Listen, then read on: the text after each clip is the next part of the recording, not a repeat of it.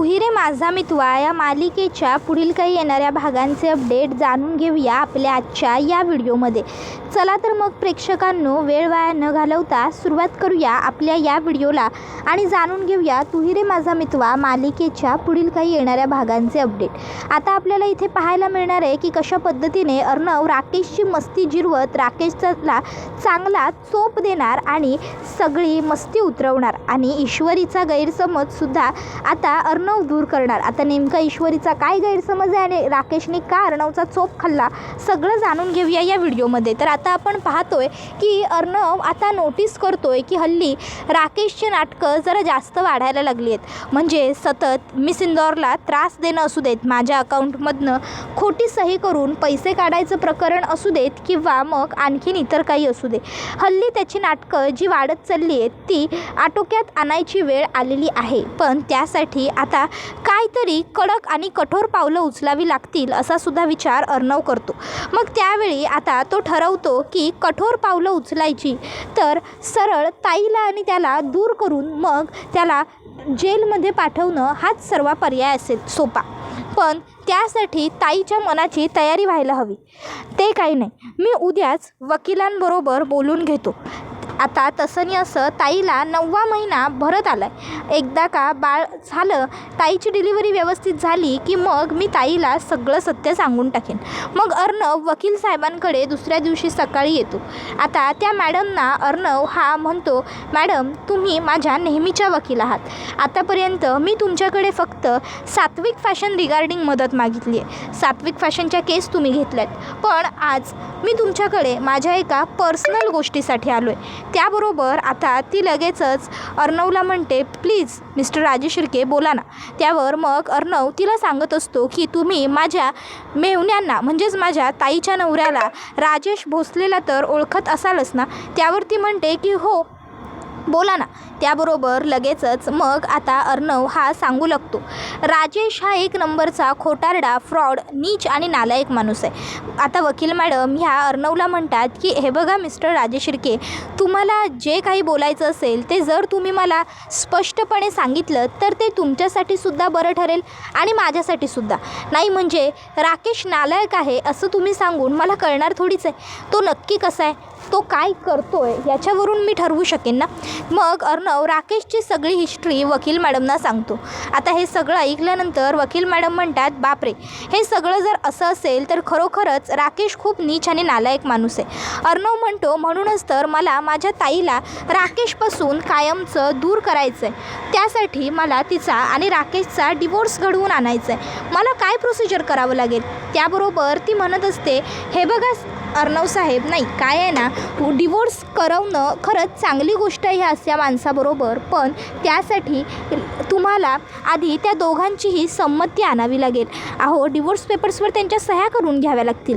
अर्णव म्हणतो, मॅडम तुम्ही एक काम करा, तुम्ही त्या दोघांचा डिवोर्स पेपर्स तयार करा आणि माझ्याजवळ द्या, मी तुम्हाला त्यांच्या सह्या आणून देतो।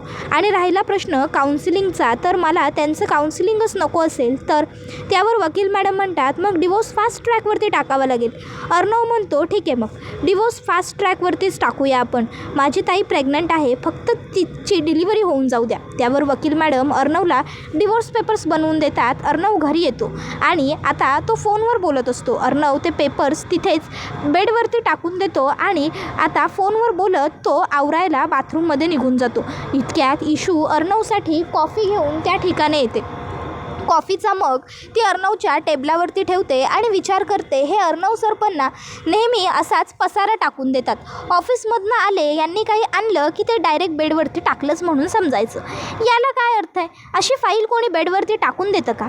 हे पण ना, इशू असा विचार करत आता ती बेडवरची फाईल उचलायला जाते आणि व्यवस्थित ठेवत असते।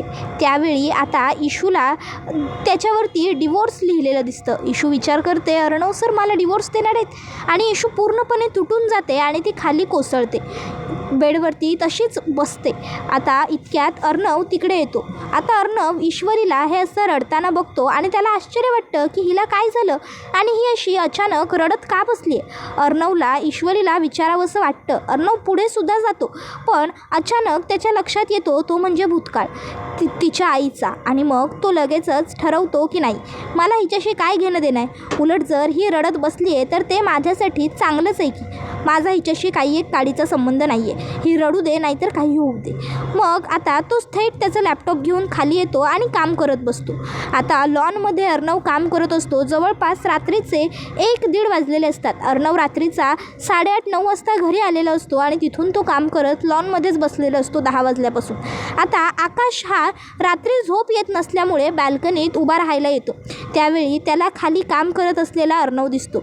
आकाश विचार करतो, हा दादा पण ना, याला काही वेळ काळेचं भानच राहत नाही. आकाश खाली येतो आणि अर्णवला दादा आता जाऊन झोप ना असं सांगतो. अर्णव आकाशला म्हणतो, नाही एवढं थोडंसंच काम राहिलं आहे, तेवढं झालं की मी जाऊन झोपतो. पण तुझं काय, तू अजून जाऊन झोपला का नाही आहेस? काय रे, इतका रात्रीपर्यंत तू का जागा आहेस? आता आकाशला तर नम्रताची आठवण येत असते आणि म्हणून आकाश जागा असतो. पण आता तो हे तर अर्णवला सांगू शकत नाही. मग तो अर्णवला सांगतो, अरे दादा ते ॲक्च्युली म्हणजे मला ते झोप माझं सोड रे, तुझं काय, मी झोपेन, मला कधीतरी उशिरा झोपलेलं चालतं, तू जा बरं झोप, तुला त्रास होतो. अर्णव म्हणतो, एवढं हातातलं काम संपवतो आणि मग मी जाऊन झोपणारच होतो, एवढं संपवतो. त्याबरोबर आकाश म्हणतो, दादा नाही म्हणजे नाही, जा झोप, लवकर जा, बंद करते लॅपटॉप असं म्हणत आकाशच त्याचा लॅपटॉप बंद करतो. अर्णव ओके फाईन फाईन असं म्हणत वरती बेडरूममध्ये येतो. आता बेडरूममध्ये येऊन तो बघतो तर काय, ईश्वरी त्याच्या बेडवरती जिथे बसलेली असते तिथे तशीच पडलेली असते. अर्णव विचार करतो, अरे ही अशी बेडवरती का पडली, ही ठीक तर आहे ना. अर्णव ईश्वरीच्या जवळ येतो आणि आता तो ईश्वरीला हाक मारतो, मिसिंदोर मिसिंदोर. पण इशूगाई हाकही मारत नसते आणि उठतही नसते. अर्णवला प्रश्न पडतो, हिला एवढी गाढ झोप कशी काय लागली आणि कसं शक्य आहे. अर्णव ईश्वरीला उठवण्यासाठी तिला हात लावतो. त्यावेळी आता अर्णवच्या लक्षात येतं की बापरे, ही तर तापाने फणफणत आहे. अर्णवला आता कळत नाही काय करू आणि काय नको. अर्णव आता ईश्वरीला उठवण्याचा प्रयत्न करतो, मिसिंदोर मिसिंदोर उठ मिसिंदोर. पण इशू उठतच नसते. अर्णव आता ईश्वरीला अलगद उचलतो आणि बेडवरती व्यवस्थित वरती सेट करतो. तो तिला वरती झोपवतो. आता ईश्वरीला खूप थंडी वाजत असते. अर्णव तिच्या अंगावरती व्यवस्थित पांघरून वगैरे टाकतो आणि तिला सांगतो, मिसिंदोर मिसिंदोर काय होतं आहे मिसिंदोर. पण इशू काही डोळे उघडत नसते. अर्णवला प्रश्न पडतो की हिला अचानक एवढा ताप कसा भरला. अर्णव आता घरातल्यांना हाका मारतो आणि बोलवतो. आता एवढ्या रात्रीचा ताप ईश्वरीला अचानक आल्यामुळे अर्णवसुद्धा पॅनिक होतो आणि घरातले इतर सगळेसुद्धा पॅनिकच होतात. मग अर्णव याला सगळे विचारतात की काय रे, अचानक हिला काय झालं. अर्णव सगळ्यांना सांगतो, मला काही कळतच नाही आहे. अंजली म्हणत असते, अर्णव काळजी घे बाबा तिची, असा अचानक ताप कसा आला तिला, दिवसभर तर व्यवस्थित होती, अरे तू ऑफिसवरनं आलास ना तेव्हाही चांगली ठणठणीत होती आणि अशी अचानक बेशुद्ध झाली म्हटल्यावर. त्यावर अर्णव म्हणतो, मलासुद्धा काही कळत नाही आहे ताई, बरं तुम्ही सगळ्यांनी काळजी करू नका, तुम्ही सगळ्यांनी जा आणि झोपा तुमच्या रूममध्ये, मी घेतो तिची काळजी, मी लक्ष ठेवतो, तुम्ही या. त्याबरोबर मग आता लगेचच अंजली सांभाळून काळजी घे, काही वाटलं तर हाक मार मला, एवढं बोलून तिकडनं जाते. ईश्वरी बडबडू लागते, अर्णव सर, आई, Arnav sir, Arnav sir, Arnav sir. तसा अर्णव तिच्या जवळ येतो आणि तिच्या हातात स्वतःचा हात देतो आणि म्हणतो, मिसिंदोर मी इथेच आहे, हा कुठेच नाही गेलो आहे, तुझ्या जवळ आहे, हा बघ माझा हात तुझ्या हातात आहे. ईश्वरी ही मला सोडून जाऊ नका, जाऊ नका, मला सोडून जाऊ नका असं म्हणत असते. अर्णव तिच्या डोक्यावरून हात फिरवतो आणि तिला सांगत असतो की नाही जात आहे, मी कुठेच नाही जात आहे, तुझ्या जवळच आहे. इशू अर्णवला एवढ्या तापाने फणफणलेल्या असलेल्या अवस्थेतसुद्धा सांगत असते, माझी आईने काही नाही केलं आहे अर्णव सर, प्लीज माझं ऐकून घ्या, मला समजून घ्या, मला काहीच माहीत नव्हतं, मला माहीत असतं तर मी तुम्हाला सांगून टाकलं असतं, मी हे सगळं नसतं केलं, मी लपवलं नसतं तुमच्यापासून काही, मी खोटं नाही बोलत आहे, मी नाही बोलत आहे खोटं अर्णव सर, मला समजून घ्या, समजून घ्या, घ्या, समजून घ्या. इतक्यात आता अर्णवला वाटू लागतं की बापरे, खरंच ही एवढी तापाने फणफणली आणि त्यात ही काय बरळते. अर्णव लगेचच इशूला म्हणतो, हे बघ मिसिंदर, तू शांत हो, हे बघ तू शांत हो, रिलॅक्स रिलॅक्स. पण इशू रिलॅक्स होतच नसते. ती अर्णवला म्हणत असते, मला सोडून जाऊ नका, मला सोडून जाऊ नका. मग अर्णव हा तिला म्हणतो, नाही मी तुला सोडून नाही जाणार, तू शांत हो, शांत हो मिसिंदर. त्यावेळी इशू ही म्हणू लागते की नाही मला सोडून जाऊ नका, सोडून जाऊ नका. अर्णव तिला म्हणतो की नाही जाणार मी तुला सोडून मिसिंदर, शांत हो, रिलॅक्स. इशू रिलॅक्सच होत नसते. थोड्या वेळाने आता इशू रिलॅक्स होते आणि अर्णवलाही झोप लागते. दुसऱ्या दिवशी सकाळी इशू उठते, आवरते आणि तिकडनं खाली जाते. तर आता अर्णव उठतो, बघतो तर ईश्वरी त्याच्या बाजूला नाही आहे. अर्णव आता फोन बघतो तर फोनमध्ये जवळपास 10:30-11 वाजलेले असतात. अर्णव विचार करतो, बापरे, उठायला केवढा उशीर झाला. आता तो आवरायला जातच असतो, इतक्यात त्याच्या फोनवर एक फोन येतो आणि तो फोनवर बोलत असतो, हो मी सह्या करून घेईन. हो समजावणं अवघड आहे, पण सांगावं तर लागेलच ना, मोकळं होईन या सगळ्यातून. हो ना, हो बरं मी करतो तुला नंतर, असं म्हणत तो तिकडनं बाथरूममध्ये निघून जातो. आता इशू अर्णवचा फोन बघते तर फोनवरती प्रतीक्षा असं नाव वाचतं. आता प्रतीक्षा हे नाव वाचून ईश्वरीला वाटतं, अर्णव सर एका मुलीबरोबर बोलत होते मला डिवोर्स देण्याबद्दल. याचा अर्थ खरंच त्यांना माझ्यापासून वेगळं व्हायचं आहे का. मग इशू विचार करते की मला कितीही त्रास होत असला तरी त्यांच्या आनंदासाठी मला हे करावंच लागेल. आणि मग लगेचच ती ते डिवोर्स पेपर्स घेते आणि त्याच्यावरती सह्या करते. सह्या करत असताना इशूला खूप रडायला येत असतं, पण तरीही ती त्या सह्या करते. आता अर्णव तिकडे येतो. इशूने त्याच्यासाठी पुन्हा एकदा सगळी तयारी करून ठेवलेली असते. अर्णव तिच्यावर चिडतो, ओरडतो आणि म्हणत असतो, काय आहे हे सगळं, किती वेळा सांगितलंय तुला हे सगळं माझ्यासाठी तू करायची गरज नाही आहे म्हणून. त्यावर इशू म्हणते, आजचा दिवस शेवटचा आहे सर, घ्या, आज माझ्यावर न रागवता माझ्या हातची कॉफी पिऊन घ्या, मी केलेले इस्त्री कपडे घाला, मी सांगितलेलं सगळं करा. मी एकदा का आज निघून गेले की पुन्हा नाही येणार आहे तुमच्या आयुष्यात, कायमची जाणार आहे मी. आता अर्णवला म्हणजे विचित्र वाटतं की ईश्वरी हे असं सगळं विचित्र का बडबडते. अर्णव म्हणतो, मिसिंदर काय झालं, तू हे असलं काहीतरी का बडबडतेस. त्याबरोबर इशू त्याच्या हातात ते डिवोर्सचे पेपर्स ठेवत म्हणते, हे पेपर्स. अर्णव ते डिवोर्स पेपर्स बघतो आणि इशू त्याला म्हणते, हे हवं होतं ना तुम्हाला माझ्याकडनं. अर्णव म्हणतो, म्हणजे. त्यावर इशू म्हणते, तुम्हाला काय वाटलं मला माहीत नाही पडणार ना, तुम्हाला मला समजवावं लागेल, सांगावं लागेल. पण नाही, तुम्हाला काही सांगावं समजवावं नाही लागलं. तुमचं फोनवरचं बोलणं ऐकलं होतं मी प्रतीक्षाबरोबरचं, आणि तुमचं बोलणं ऐकल्यानंतर मला पटलं मी तुम्हाला बळाने अडकून ठेवणं योग्य नाही आहे. मग अर्णव तिला ओरडतो आणि म्हणतो, तुला कोणी सांगितलं होतं हा नसता आगाऊपणा करायला, ह्या नसत्या उठाठेवी तू का करतेस. मी सांगितलं होतं का तुला या पेपर्सवर सह्या करायला. त्यावर इशू म्हणते, अहो सर तुम्हालाच मी या पेपर्सवरती सह्या केलेल्या हव्या होत्या ना, तुम्हीच प्रतीक्षाबरोबर बोलत होतात ना मी या पेपर्सवरती सह्या करण्याबद्दल, आणि आता तुम्हीच मला विचारताय की मी का केल्या म्हणून या पेपर्सवर सह्या. खरंच तुम्हाला वाटतं की मी या पेपर्सवरती सह्या करून चूक केली आहे म्हणून. सांगा ना, खरंच वाटतंय का तुम्हाला असं. अर्णव म्हणतो, हे डिवोर्स पेपर्स आपल्यासाठी नव्हते, राकेश आणि अंजली ताईसाठी होते. आता हे ऐकून इशू खूप खुश होते आणि म्हणते, काय म्हणजे हे डिवोर्स पेपर्स आपल्यासाठी नव्हते. असं म्हणत इशू ते पेपर्स फाडते आणि जोरात स्वतःच्या अंगावरती उडवून घेत असते आणि गिरकी घेऊ लागते. त्यावेळी तिचा तोल जातो, पण अर्णव तिला सावरतो. मिसिंदर हळू, असं तो पटकन म्हणतो. तर आता इकडे अंजली आणि राकेश हे वरती ईश्वरी आणि अर्णवच्या रूममध्ये येत असतात. अंजलीचं अर्णवकडे एक काम असतं, त्यासाठी राकेशला थोडे पैसे हवे असतात, ते अंजलीला अर्णवकडे मागायचे असतात. पण आता ते दोघंजणं ईश्वरी आणि अर्णवला असं एकत्र मिठीत बघतात. अंजली म्हणते, अहो चला मी नंतर बोलते चिंटूशी. त्यावर राकेश म्हणतो, अगं अंजली असं काय करतेस, महत्त्वाचं काम आहे ना आपलं, मग आत्ताच बोलून घेतलं असतं आपण. अंजली म्हणते, अहो कशाला त्यांना डिस्टर्ब करायचं, चला बरं. आणि अंजली राकेशला घेऊन तिकडनं खाली जाते. आता खरं तर राकेशला यावेळी खूपच जास्त अंजलीचा राग आलेला असतो. त्याला वाटत असतं की ही बावळट बायको माझी ही ना एक नंबरची मूर्ख आहे. माझी इंदोरी जिलबी माझ्याऐवजी त्या चिंटूच्या मिठीत काय करते, मला हे चालणार नाही. तर आता दुसऱ्या बाजूला वल्लरी ही बघत असते की हल्ली आकाशचं आणि नम्रताचं साठवलोटं खूप जास्त वाढतंय. नम्रताला तिची लायकी दाखवून द्यायला हवी.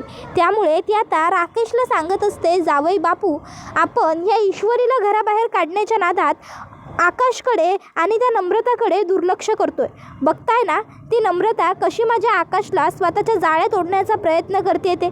नाहीतर एका बळजबरीच्या सुनेला बाहेर काढता काढता दुसऱ्या बळजबरीच्या सुनबाई घरात येतीलही. त्याबरोबर राकेश म्हणतो, तुम्ही काही काळजीच करू नका मामी, या दुसऱ्या होणाऱ्या बळजबरीचं सुनेचं काय करायचं ना ते मी बघतो. यांना नाही जर चांगलं वटणीवर आणलं ना तर माझंसुद्धा नाव राकेश नाही. आपला आकाश एवढा साधा सरळ मुलगा आहे म्हणून ती नम्रता आपल्या आकाशला घोळात घेण्याचा प्रयत्न करते. पण मी तिला सोडणार नाही मामी, मी तिला सोडणार नाही, असं म्हणत आता राकेश हा घरातनं बाहेर पडतो आणि नम्रताचं क्लाउड किचन ज्या ठिकाणी असतं तो त्या ठिकाणी दबा धरून बसतो. आणि रात्रीच्या वेळी 9:30-10 वाजता नम्रता क्लाउड किचन बंद करून घरी जात असताना राकेश तिला गाठतो. आता राकेश असा अचानक समोर आलेला असतो, रस्ता सुनसान असतो. नम्रता घाबरते. नम्रता राकेशला म्हणते, ए राकेश, काय करतोयस तू इथे? आणि सोड माझी वाट. हे बघ, जर अर्णव जिजूंना कळलं ना तर ते सोडणार नाही तर तुला. त्यावर राकेश म्हणतो, अरे रे, किती तो गर्व त्या मेवण्यावरती, पण तो मेवणा तुला वाचवायला येणारच नाही आहे. कारण त्याला कळेल तेव्हा येईल ना तो तुझ्या मदतीसाठी, पण त्याला कळणारच नाही की मी इथे तुझ्याबरोबर काय केलं आणि काय घडलं ते. मला जे तुझ्या बहिणीबरोबर करायचं होतं ते तर मला करता आलं नाही, पण आता तुझ्याबरोबर तरी मी ते नक्कीच करू शकतो. आणि म्हणूनच आता तुला माझ्यापासून कोणीही नाही वाचवू शकत. त्याबरोबर आता अर्णव हा सुद्धा ऑफिसवरून चुकून त्या दिवशी घरी जायला लेट झालेला असतो आणि म्हणून आता तो रस्त्याने चाललेला असताना त्याला नम्रताचा आवाज ऐकू येतो, वाचवा वाचवा. अर्णव विचार करतो, नम्रताचा आवाज? नम्रताचा आवाज आल्यामुळे अर्णव गाडीतनं खाली उतरतो आणि आसपास बघतो तर त्याला एका कोपऱ्यात नम्रता आणि राकेश दिसतात. राकेश नम्रतावरती जबरदस्ती करायला चाललेला असतो. अर्णव धावत तिकडे जातो आणि राकेशची मागून गचांडी धरतो आणि राकेशला जोरात नम्रताच्या पायांजवळ आपटतो आणि राकेशला सांगतो, बहीण आहे माझी, पुन्हा जर तिच्या नादी लागलास ना तर याद राखा. त्याबरोबर मग नम्रता ही घाबरलेली असते, भेदरलेली असते, ती रडत असते. अर्णव हा नम्रताला गाडीतनं पाण्याची बॉटल आणून देतो.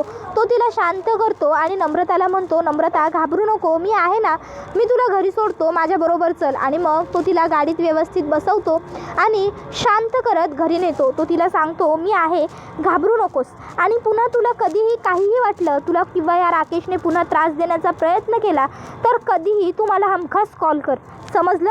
त्यावर ती थँक्यू जिजू तुम्ही आतमध्ये या ना असं म्हणते. त्यावर अर्णव तिला सांगतो की नाही नको, आता रात्र झाली आहे, मी निघतो घरी, मी सिंदूर माझी वाट बघत असेल. मग आता नम्रता घरी येते. आता घरात आई तिची वाटच बघत बसलेली असते. आई नमूला म्हणते, नमू काय गं, तू अशी रडवेली का झाली आहेस? त्यावर मग नमू आईला घट्ट मिठी मारते आणि रडू लागते.